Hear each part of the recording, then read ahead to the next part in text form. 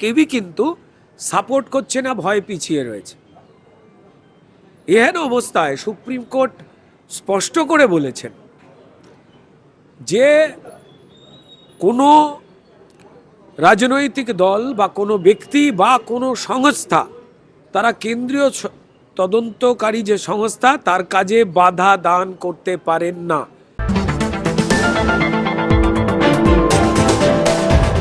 এটা সম্মানীয় বিচারপতিরা বলছেন এবং আলোচিত এটাও হয়েছে।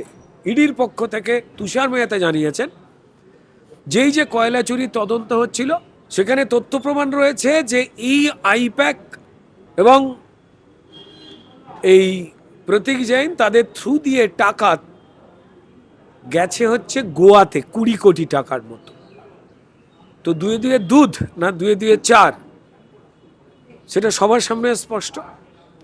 এরা প্রচুর হুজ্জুতি কথাবার্তা অনেক কিছু করার চেষ্টা করেছে, গুলিয়ে দেওয়ার চেষ্টাও করেছে এবং আলটিমেটলি ফলাফল কোন দিকে যাচ্ছে যেতে চলেছে সেটা স্পষ্ট।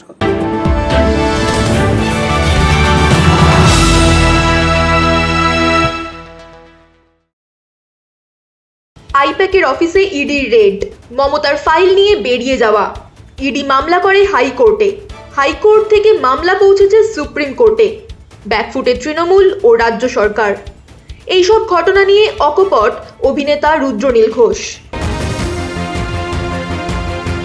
মমতা ব্যানার্জি ওয়েস্ট বেঙ্গল গভর্নমেন্ট রাজীব কুমার মনোজ ভার্মার এগেনস্টে নোটিশ সার্ভ করেছে। আচ্ছা, এখানে কি কোথাও একটা সময় কেনাকেনির ব্যাপার দেখা যাচ্ছে? কলকাতা হাইকোর্টে ইডি অ্যাডজার্নমেন্ট চাইছে, সুপ্রিম কোর্ট ডেট পিছিয়ে ফেব্রুয়ারি করে দিচ্ছে। আপনার কি মনে হচ্ছে? দেখুন, যে ঘটনা ঘটেছিল ফাইল ডাকাতির ব্যাপার, চুরি বললে চুরিকে অসম্মান করা হবে, চুরি না জানিয়ে হয়, আর ডাকাতি বুক ফুলিয়ে অন্যায় করা এবং তারপর হুঙ্কার দেওয়া বেশ করেছি। সেটাকেই জেনারেলি ডাকাতি বলে আমরা ছোটবেলা থেকে পড়ে এসেছি এবং কার্যত কেন্দ্রীয় তদন্তকারী সংস্থা যখন তদন্ত করছিল, কিসের তদন্ত? 2700 কোটি টাকার ওপরে যে বিপুল পরিমাণ কয়লার চুরি, তার টাকা যে যে কোম্পানিগুলো দিয়ে ঘুরেছে, যে যে ব্যক্তিরা জড়িত, তাদের মধ্যে যেমন একটা কোম্পানি হচ্ছে আইপ্যাক এবং প্রতীক জৈন। সেইখানে 2020 সাল থেকে চলা যে মামলা এবং যেটা PMLA prevention of money laundering act, সেই মোতাবেক তারা অনুসন্ধান চালাচ্ছিল, জানিয়ে চালাচ্ছিল এবং সেক্ষেত্রে হঠাৎ করে মমতা বন্দ্যোপাধ্যায় পৌঁছে গেলেন একটা অজুহাতে এবং তদন্তের জন্য প্রয়োজনীয় যা যা তথ্য, ফাইল, কাগজপত্র কার্যত সেগুলোই মমতা বন্দ্যোপাধ্যায় চুরি করে নিয়ে গেছে বলে ইডি জানিয়েছে। এবং এই চুরি, ডাকাতি, ছিনতাই এই ধরনের মামলা ইডি করেছে মমতা বন্দ্যোপাধ্যায় এবং তার পুলিশ বাহিনীর এগেনস্টে। এবং সারা পশ্চিমবঙ্গ দেখেছেন মমতা বন্দ্যোপাধ্যায় বারবার মিথ্যে কথা বলছিলেন যে আমার নাকি পার্টি স্ট্র্যাটেজি চুরি করতে এসেছিল বলে তারা ঘুরিয়ে একটা মিথ্যে মামলা করেছিলেন।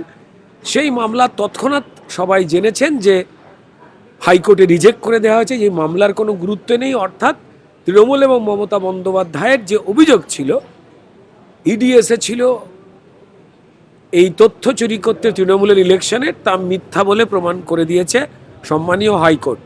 এবং হাইকোর্টে এমন একটা অবস্থা তৈরি করা হয়েছিল, হুজ্জুতির অবস্থা তৃণমূল দল তৈরি করেছিল লোকজনকে ঢুকিয়ে, তা কিন্তু সারা ভারতবর্ষে খবর হয়েছে এই অরাজকতার। এবং শুধু তাই নয়, এই ঘটনা যে বারবার পশ্চিমবঙ্গে হয় এবং সেখানে কেন্দ্রীয় তদন্তকারী সংস্থা তারা তদন্ত করলে বাধাদান হয় এবং কোর্টের ভেতরে অসভ্যতামি করা হয়, বিচারপতিদের সঠিক বিচার যাতে তারা না দিতে পারেন সেটা নিয়ে অবরোধ তৈরি করা হয়, এই সবকটি কিন্তু সম্মানীয় সুপ্রিম কোর্টে আলোচিত হয়েছে। এবং মজার তথ্য হয়ে গেল, সেখানে কংগ্রেস নেতা কপিল সিব্বল, যিনি এই ক্ষেত্রে আইনজীবী হয়ে দাঁড়িয়েছেন, তাই কপিল সিব্বল শুধু তৃণমূলের আইনজীবী, আমাদের ট্যাক্সের টাকায় তার কোটি কোটি টাকার ফিস ভরা হচ্ছে এটা নয়। খেয়াল রাখতে হবে যে তৃণমূলকে বাঁচাতে কংগ্রেস আইনিভাবে সাহায্য করার চেষ্টা করছে নাহলে কপিল সিব্বল দাঁড়াতেন না। এবং এই ঘটনাটা যে সর্বৈব অবৈধ, তার জন্য কিন্তু কংগ্রেস দল বা যারা তৃণমূলের INDIA জোটে রয়েছে তারা কেউই কিন্তু সাপোর্ট করছে না, ভয় পিছিয়ে রয়েছে। এহেন অবস্থায় সুপ্রিম কোর্ট স্পষ্ট করে বলেছেন যে কোনো রাজনৈতিক দল বা কোনো ব্যক্তি বা কোনো সংস্থা, তারা কেন্দ্রীয় তদন্তকারী যে সংস্থা তার কাজে বাধা দান করতে পারেন না। এটা সম্মানীয় বিচারপতিরা বলছেন। এবং আলোচিত এটাও হয়েছে, ইডির পক্ষ থেকে তুষার মেহতা জানিয়েছেন যেই যে কয়লা চুরি তদন্ত হচ্ছিল সেখানে তথ্য প্রমাণ রয়েছে যে এই আইপ্যাক এবং এই প্রতীক জৈন তাদের থ্রু দিয়ে টাকা গেছে হচ্ছে গোয়াতে 20 কোটি টাকার মতো। তো দুয়ে দুয়ে দুধ না দুয়ে দুয়ে চার, সেটা সবার সামনে স্পষ্ট। এরা প্রচুর হুজ্জুতি কথাবার্তা অনেক কিছু করার চেষ্টা করেছে, গুলিয়ে দেওয়ার চেষ্টাও করেছে, এবং আলটিমেটলি ফলাফল কোন দিকে যাচ্ছে, যেতে চলেছে সেটা স্পষ্ট। আগের দিনের মামলার লাইভ স্ট্রিমিং সবাই দেখেছেন, প্রত্যেকটি মিডিয়ার নিরপেক্ষ বিশ্লেষণ দেখেছেন, এবং সুপ্রিম কোর্টের বিচারপতিরা খুব উদ্বিগ্ন যে বাধা দান বারবার কোনো নিরপেক্ষ তদন্ত হতে গেলে, এবং সেটা শাসক দলের পক্ষে, এটা কিন্তু বারবার উঠে এসেছে। এবং তৃণমূল এখান থেকে ব্যাকআউট করবে কি করে বুঝতে পারা যাচ্ছিল না। তারা হাইকোর্ট, কলকাতা হাইকোর্টের বিচারপতিদের কবজা করে ফেলবেন এরকম একটা মনোভাবে তারা বারবার সবাই মিলে মামলা কলকাতায় আনতে চেয়েছিলেন। মানে যেখানে তারা অসভ্যতামি করেন, সম্মানীয় বিচারপতিদের নামে পোস্টার মারেন, তাদের পরিবার পরিজনকে হেনস্থা করেন, এজলাস বয়কট করিয়ে দেন, নোংরা কথা বলেন, তাহলে এটা করতে সুবিধা হওয়ার জন্যই তারা বারবার আর্জি জানিয়েছিলেন যে মমতা বন্দ্যোপাধ্যায় পুলিশ অফিসার যারা একই কেস খেয়েছেন তাদের মামলা যাতে কলকাতায় হয়, কিন্তু সুপ্রিম কোর্ট সেটাকে মান্যতা দেয়নি। তারা বিষয়ের গভীরতা বিচার করে এবং পশ্চিমবঙ্গে কীভাবে সবটা লুট হয় সেটা বিচার করে পুরো বিষয়টাই সুপ্রিম কোর্টেই রেখে দিয়েছেন। দেখুন,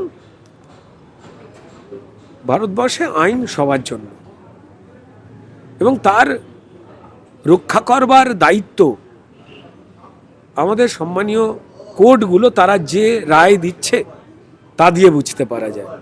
আমার মনে হয় এমন এমন বেশ কিছু রায় এসেছে হাইকোর্ট বা সুপ্রিম কোর্ট, তাদের দেরি করাতে, প্রয়োজনের থেকে বেশি দেরি করাতে, বা এমন ধরনের রায় হয়েছে তাতে মানুষের জন্য যে সংবিধান, মানুষের জন্য যে আইন আদালত, কোথাও যেন সেখানে মানুষই ধাক্কা পেয়ে গেছে। তবে এই ক্ষেত্রে আইন যে সবার জন্য সমান, এবং যারা মানুষের অধিকার লঙ্ঘন করছে তাদের যে 10টা হাত পা নেই, সেটা সম্মানীয় বিচারপতিদের বুঝিয়ে দেওয়ার সময় এসেছে। যদি সেটা না হয় তো তাহলে আইনের ওপরে ভরসা, শ্রদ্ধা, ভালোবাসা ধাক্কা খেতে পারে বলে বিভিন্ন পাবলিক কমেন্টেই, পাবলিকের সোশ্যাল মিডিয়া পোস্টেই কিন্তু সেটা ধরা পড়ছে। আমার মনে হয় আইন সবার জন্য সমান। তিনি মমতা বন্দ্যোপাধ্যায় হোক, আপনি আমি হই, আমাদের কথা যারা শুনছেন তেমনই রায় দেবেন সম্মানীয় সুপ্রিম কোর্টের বিশ্বাস, আমাদের বিশ্বাস ভরসায় রক্ষা করবার দায়িত্বে থাকা আমাদের সম্মানীয় বিচারকেরা। এই যে আপনি বলেন আইন সবার জন্য সমান, এখান থেকে একটা প্রশ্ন সবার কাছে বারবার উঠে আসছে, যদি মমতা ব্যানার্জি আইন এবং সংবিধানের এগেনস্টে গিয়ে কাজ করে থাকে, যেখানে উনি ফাইল, মোবাইল ডিভাইস ছিনিয়ে নিয়ে রেড করার সময় বেরিয়ে গেছেন, ইডির এখতিয়ারে পরে যে অন দ্য স্পট অ্যারেস্ট করা যেতে পারে, সেখানে কেন আপনার মনে হয় ইডি গ্রেফতার করেনি? দেখুন, আমার মনে হয় যেটা স্ট্র্যাটেজিক ডিসিশন। আমি ইডিতে চাকরিও করি না, আমি বিরাট বড় আইনজ্ঞও নই,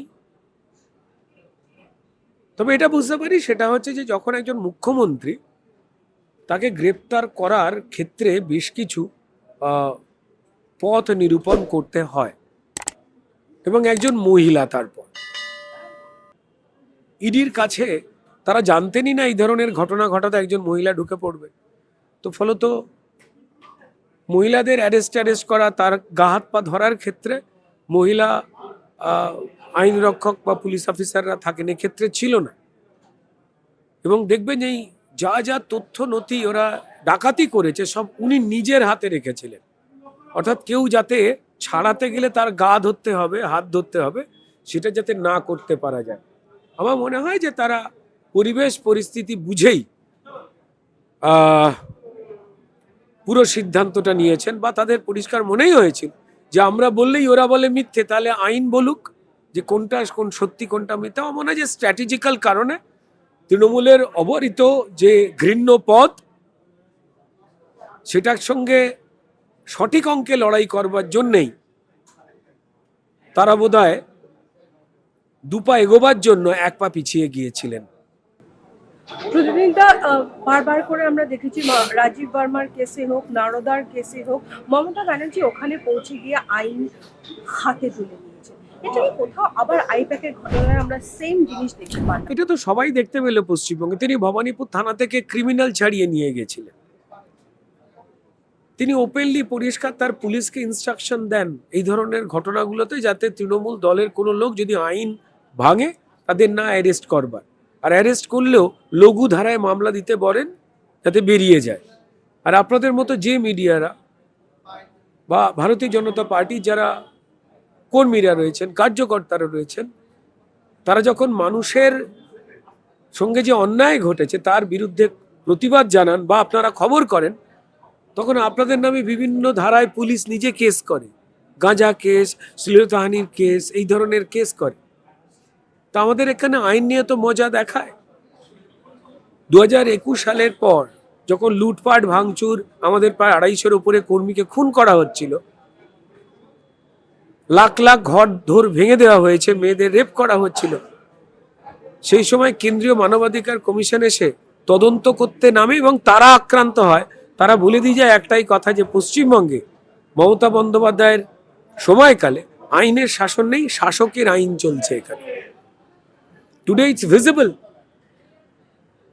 আর মমতা বন্দ্যোপাধ্যায় আমাদের দেশের সংবিধান আইনের বাইরে গিয়ে আর কতদিন আইন ভাঙবেন, আইন যারা ভাঙছে তাদের প্রশ্রয় দেবেন, নিজে অন্যায় করবেন, এই দেশের নাগরিক হয়ে সংবিধানের গরিমা রোজ নষ্ট করবেন, কতদিন করবেন সেটা তো আদালত ঠিক করে দেবেন। অনেক আগেই তো এটা হওয়া উচিত ছিল, তাই না? আদালত স্বতঃপ্রণোদিত বহু মামলা করেন, নিয়ে নেন। যেমন অভয়া তিলোত্তমার মামলা নিয়ে নিলেন, আবার কদিন পর সেটা ফেরত দিয়ে শেষও করে দিলেন। কেন করলেন জানি না। কেউ কেউ বলছেন এতে কে বাঁচলো খবর নিন, জানি না আমরা।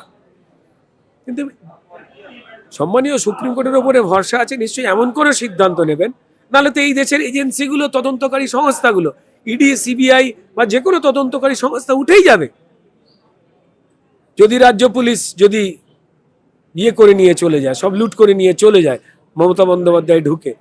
এটা তো হতে পারে না। নিশ্চয়ই এই রায়টা যদি কোনো মমতা বন্দ্যোপাধ্যায় মতো লোকেরা যারা আইন ভাঙছে, আইনকে বুড়াঙ্গুল দেখাচ্ছে, লুট করে প্রেসমিট করছে, আবার বিপদ বুঝতে পারে বলছে না না আমি তৃণমূল নেত্রী হিসেবে গেছিলাম, তা হলেও যে আপনি যেতে পারেন না, কাল বিচারপতিরা বলে দিয়েছে। আমার মনে হয় যে এই ফলাফল আমাদের সবাইকে সতর্ক করবে যে আমরা যেই হই, যাই হই, আইনের বাইরে কেউ নই।